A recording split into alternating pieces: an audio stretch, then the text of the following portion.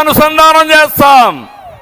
మీరు ఎక్కడ కావాలంటే అక్కడ ఉద్యోగం చేయొచ్చు, మీ ఊరి నుంచే ఉద్యోగం చేసుకోవచ్చు. మీకు ఆదాయాన్ని సంపాదించే మార్గం తెలుగుదేశం పార్టీ చూపిస్తుందని హామీ ఇస్తున్నా.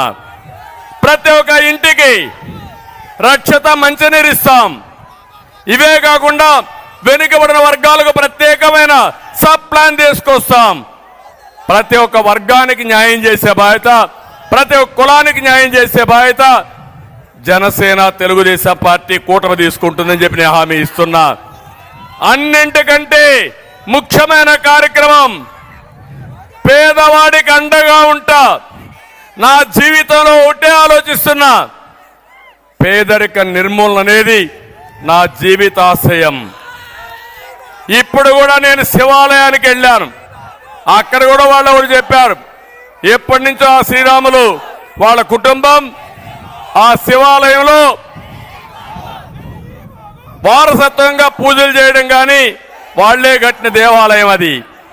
అక్కడికి పోతే నేను దేవుణ్ణి ఒకటే కోరుకున్నా, ఆంధ్రప్రదేశ్లో ఉండే ప్రజానీకం, తెలుగు ప్రజానీకం ప్రపంచంలోనే నెంబర్ 1 గా తయారు చేయడానికి నాకు శక్తిని, తెలివితేటల్ని ప్రసాదించమని ఆ శివుణ్ణి కోరుకున్నా. ఇది సాధ్యం. ఎందుకు సాధ్యం అంటున్నానంటే 25 ఏళ్లకు మునుపు చేసినటువంటి పని వల్ల హైదరాబాద్ మెరిసిపోతా ఉంది, అమరావతి వెలువెలబోతా ఉంది. మళ్ళీ హామీ ఇస్తున్నా, మీరందరూ సహకరించండి. మళ్ళీ తిరుగులేని శక్తిగా తెలుగు జాతిని తయారు చేసే బాధ్యత తెలుగుదేశం పార్టీ జనసేన తీసుకుంటాం.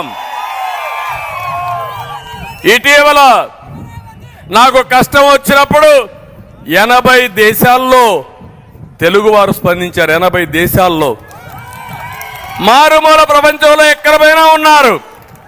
అది 25 ఏళ్లకు మునుపు తెలుగుదేశం పార్టీ ప్రారంభించిన విజన్. మళ్ళీ హామీ ఇస్తున్నా, మళ్ళీ తెలుగు జాతిని ప్రపంచంలోనే ఒక శక్తివంతమైన జాతిగా తయారు చేసే బాధ్యత తెలుగుదేశం పార్టీది. రెండోది, ఈ రాష్ట్రంలో ఉండే 5 కోట్ల మంది పేదవాళ్ళకు అండగా నిలబడబోయేది తెలుగుదేశం పార్టీ. మూడో విషయం చెప్తున్నా, జగన్ మారిగా 10 రూపాయలు ఇచ్చి 100 రూపాయలు దోచుకోవడం కాదు. కష్టపడతాం, సంపద సృష్టిస్తాం, 15 రూపాయలు ఇస్తాం.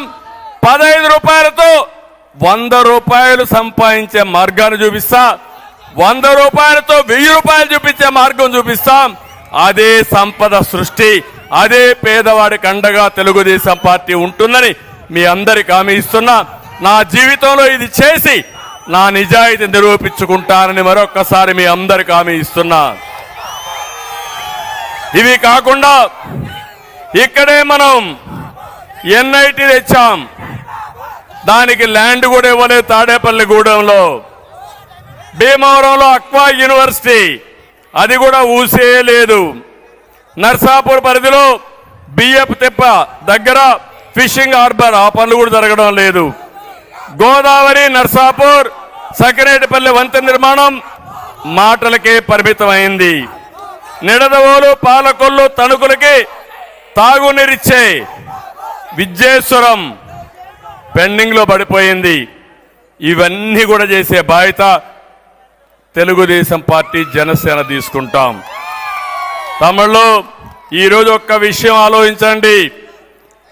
ప్రతి ఒక్క తల్లి ఆవేదన, ప్రతి ఒక్క అమ్మ ఆందోళన, తన బిడ్డకు ఉద్యోగం లేని తల్లి బాధ.